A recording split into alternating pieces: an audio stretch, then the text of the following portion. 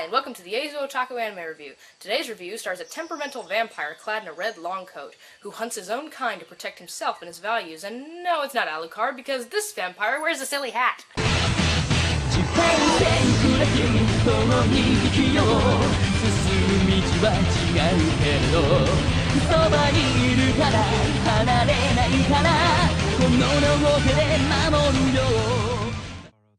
Jiro and Kotaro Mochizuki are two of the most valuable vampires in the world, but they're just looking for a new place to call home.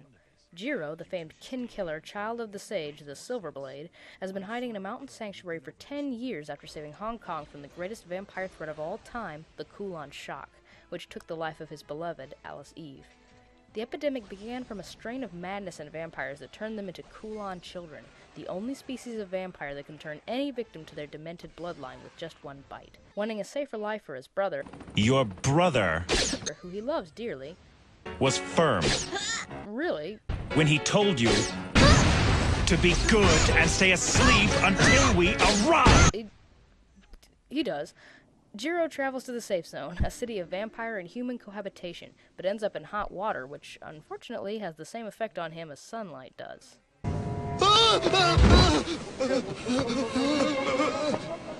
Cut! Excellent, guys! Just great! I've never seen a performance like that. Just masterful. And the makeup, wow. You kids and your method acting. What just happened? I have no idea. I promise. His rescuer, Mimiko Katsuragi, tells him she's a compromiser, an employee of a company that promotes goodwill between black bloods and red bloods, and offers to escort them to the safe zone. It won't be a joyride, though, as the safe zone is just a replacement for the peaceful cohabitat that Hong Kong used to be, where his many old acquaintances reside, unaware that the Kulon bloodline has resurfaced there, and the greatest bloodthirsty traitor to its cause, Cassandra Warlock, has returned with powerful new allies, prepared to set in motion the second great war to turn all humans and vampires into savage Kulon children. Cold bitch. Did you say something? Nope. The battle is once more fought over the rights of bloodlines, a vampire's greatest point of pride. But as the very last of his kind with Kotaro, will Jiro's powers be enough to save the ones he loves while defending the city? Or will he lose the only family he has once again and succumb to the terror of ghosts from the past? On the technical side of things, Black Blood Brother B3 sports pretty average animation, never at all poor, but never really seeking to impress either. The music is just as average, combining some really nice orchestrated pieces with that hokey piano synth music for sidewalk strolling we're all sadly used to by now.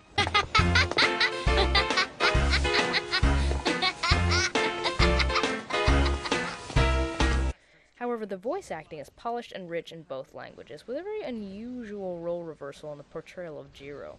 Normally, dubs are accused of casting roles too aggressive compared to the eloquent Japanese, but J. Michael Tatum's Jiro is played more dignified and polite than Takahiro Sakurai's slightly angrier and brattier delivery. Ah! What the hell's the matter with you? You know, your treatment of prisoners leaves much to be desired. Both interpretations remain solid, but slightly different as equally legit sides of Jiro's attitude. Colleen Clinkenbeard's strong yet frazzled Mimiko is also performed far above the call of duty, alongside Lucy Christian's poisonous Casa and Leah Clark's spot-on Kotaro, who is cute when he needs to be, but occasionally annoying in that way that might remind you of your little siblings at that ungodly hour of the morning. Wake up, brother! Wake up! Wake up, brother! Wake up, brother! Wake up, brother! Wake up, brother! Wake up, brother! Wake up, brother! Wake! Oh, you're up! Really, though, casting is solid across the board and throughout the many bit players of the cast. The greatest problem with B3 is that it insists on starting off with a bang but ends up shooting itself in the foot, beginning with the poor taste in costume design and trailing into the pacing of the first couple episodes. Count all the backstory I gave you at the top of this review as a blessing, because you're not given one smidgen of it in B3 until several episodes in. It jumps between several comedy and fight scenes thrown together with flashbacks, leaving everyone in the dark, not knowing whether to laugh or cry or just ask more questions to an unresponsive screen. It doesn't help, I'm afraid, that Jiro appears to be a humdrum protagonist who tries to be kick-butt, and instead ends up as the butt of every screw-up in the show.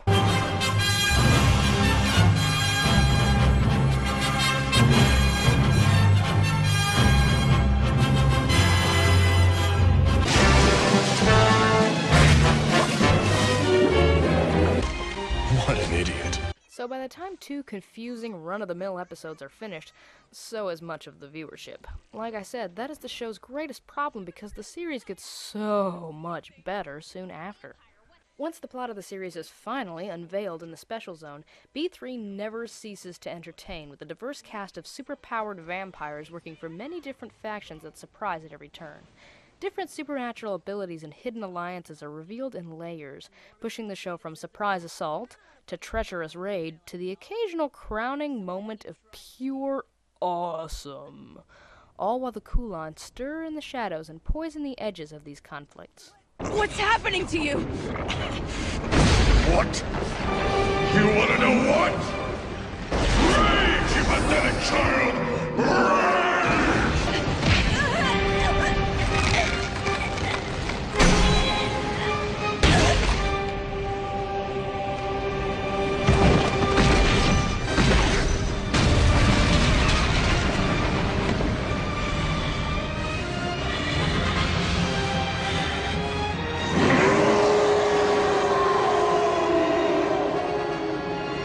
In its quieter moments, the diverse cast bring out different sides of Jiro that make him far less boring than he had previously appeared, as does Alice Eve, who we only see in flashbacks but pretty much made Jiro who he is in the present. No one is more successful at this fun banter than the overwhelmed Mimiko, though. While all others would cower at the Silver Blade's reputation, Mimiko refuses to take any crap from him while still remaining very tender and nurturing when need be, and the interplay between them gels exceptionally well. How dare you talk to me that way? You're just a pathetic human who's barely been alive for 20 years, and you think you can admonish an old blood? What about you? You've lived 100 years, and what have you made of yourself? Who do you think you are? Listen! Kataro has been kept safe up till now, but it's not because of you. Speaking of interplay, well, B3 adheres well to the classic standards of vampire horror. It does incorporate one facet of vampire romance a bit too literally. A common legend about vampire bites say the victim experiences physical pleasure more intense than any other while under the fangs. Usually this is portrayed by the victim lolling back in the vampire's arms and going into a trance, but B3 decides to more realistically depict this reaction by directly comparing it to something else, ramping the rating up a few ages with one hot and sticky mouthful.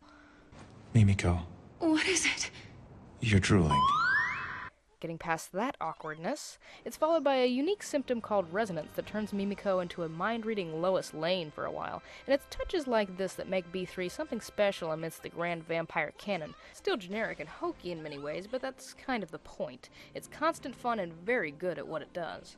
Until it strikes its second greatest problem. B3 is not a great show. It's a preview for a great show. Kasa's true intentions and a number of twists that accompany them are not revealed until the last minutes of the final episode, which would have made a fantastic midpoint for a 26-episode series, rather than the gripping tease that ends a 12-episode one. To be fair, as an ending, it does tie up all the loose ends and secure itself satisfactorily in case of no second season, but I dare anyone to watch it and not be starving for one anyway, as the series decides to end just when it was reaching new heights. With any luck, B3 will get a second season, but for now, it flies high just before being cut down, making it well worth a look for vampire lovers, that sadly vanishes in the blink of an eye. Black Blood Brothers is available from Funimation. The original novels written by Kohei Asano and illustrated by Yuya Kusaka have not been released stateside.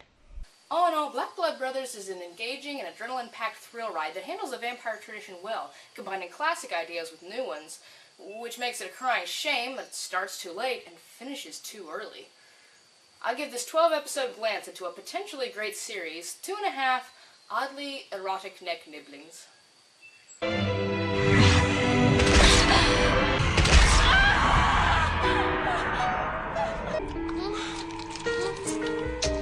Your report is much appreciated. It was nothing. I'm going out. Out of 4.